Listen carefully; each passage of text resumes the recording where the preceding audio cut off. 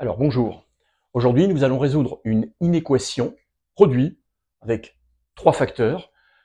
Et c'est plutôt simple, mais ça va mettre en place des techniques qu'il faut absolument parfaitement savoir utiliser. Tout d'abord, une remarque, ne pas développer. Si jamais vous commencez par développer, vous allez perdre l'information, justement, la factorisation, et on ne pourra pas s'en sortir. Donc je le répète souvent, développer, c'est mal, et factoriser, c'est bien. Bon, ici, la factorisation est déjà faite, donc je ne vais pas y toucher. Et je vais donc devoir étudier le signe, puisqu'il s'agit d'une inégalité, le signe de chacune des quantités qui sont au tableau. Commençons par la première quantité, donc le signe de x-3. Alors voilà ce que j'écris. J'écris x-3 supérieur ou égal à 0 équivaut à x supérieur ou égal à 3. Alors ce qu'il faut comprendre ici, les élèves me font souvent la remarque, c'est que là c'est marqué strictement inférieur, et là j'ai mis supérieur ou égal. En fait, ici, je n'ai pas écrit que x-3 était positif.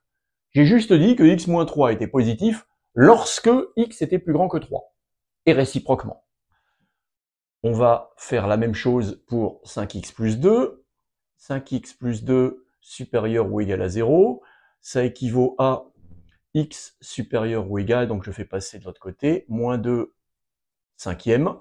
Et enfin, le dernier facteur, le dernier signe, 2x moins 7 supérieur ou égal à 0, si et seulement si x est supérieur ou égal à 7 demi. Voilà.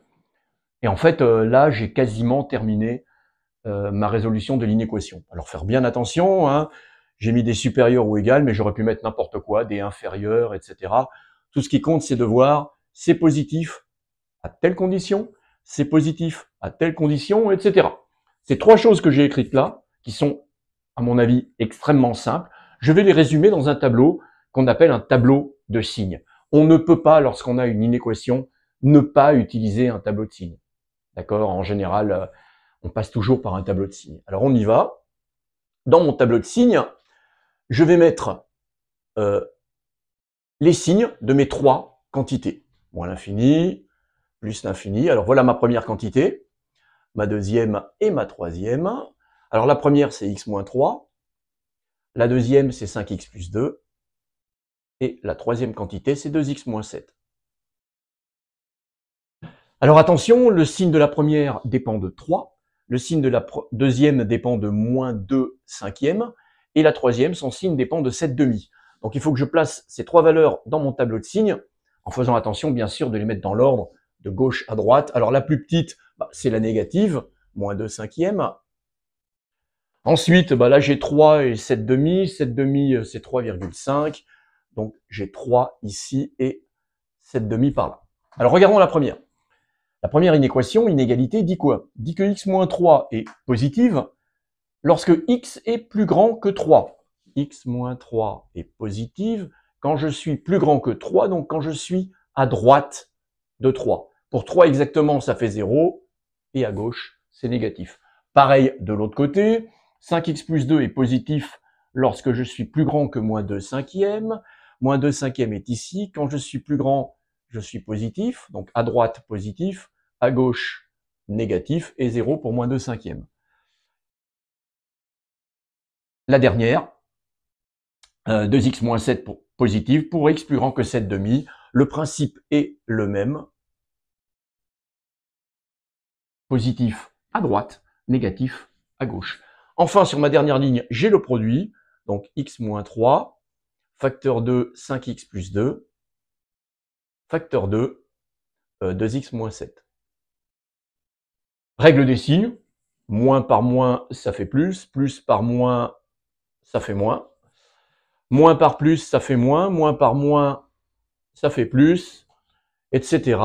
Et on constate, attention, c'est pas toujours vrai, que les signes vont alterner.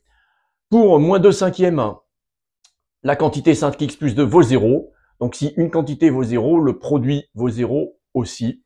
Idem pour les deux autres valeurs ici. Et j'ai donc le signe de cette quantité en fonction des valeurs de x. Attention, je n'ai pas répondu à la question. Je vais répondre maintenant à la question. C'est-à-dire, la question posée était de savoir pour quelle valeur de x cette quantité était négative strictement. S égale, donc les solutions sont, et je vois bien que la quantité est négative ici, et la quantité est négative là. Le premier intervalle où elle est négative, c'est moins l'infini jusqu'à moins 2 cinquièmes. Alors, du côté de l'infini, c'est toujours exclu. Alors, moins 2 cinquièmes, est-ce que je le garde ou est-ce que je l'exclus? Alors, pour moins 2 cinquièmes, le produit fait 0. On m'avait demandé un produit strictement négatif. Je dois donc l'exclure. Le deuxième intervalle, il va de 3 jusqu'à 7 demi. Pour 3, ça fait 0. Mais moi, je ne veux pas être égal à 0, donc je l'exclus. Pour 7 demi, ça fait 0. Je ne peux pas non plus être égal à 0, je l'exclus. Et donc, c'est pas tout à fait terminé. Ces deux intervalles conviennent pour l'inéquation. Je peux me trouver sur le premier intervalle ou bien le deuxième. C'est la réunion des deux. Ce symbole-là se lit union. Il s'agit d'un U. U comme union. Je peux me trouver soit dans le premier, soit dans le deuxième. C'est donc aussi un OU. Union ou OU, c'est la même chose en mathématiques. Ou bien le premier, ou bien le deuxième. Les solutions, les voilà. Il s'agit donc de la réunion de deux intervalles. L'intervalle moins l'infini, moins 2 cinquièmes, ouvert à gauche, ouvert à droite. Union, l'intervalle 3, 7 demi, ouvert à gauche, ouvert à droite. Je vous remercie. Alors, les solutions que nous avons là, nous pouvons les représenter visuellement un petit peu. On peut les représenter sur une droite graduée. Alors la droite graduée, donc moins l'infini, plus l'infini, quelque part, il va y avoir le 0 et une flèche pour indiquer que je crois de gauche à droite. Alors moins 2 cinquièmes, il est là, quelque part ici. Et puis je dois mettre 3, alors elle n'est pas à l'échelle, hein, on s'en fiche un petit peu, et 7 demi. Voilà. Et donc, les solutions vont être où? Ils vont être de moins l'infini jusqu'à moins 2 cinquièmes, donc ici. Et j'ai exclu moins 2 cinquièmes, donc j'ouvre le crochet exactement de la même façon que lorsque j'ai noté l'intervalle. Et l'autre intervalle, 3 exclu, j'ouvre. 7 demi exclu, j'ouvre aussi. Et je peux hachurer comme ça. Nous avons en rouge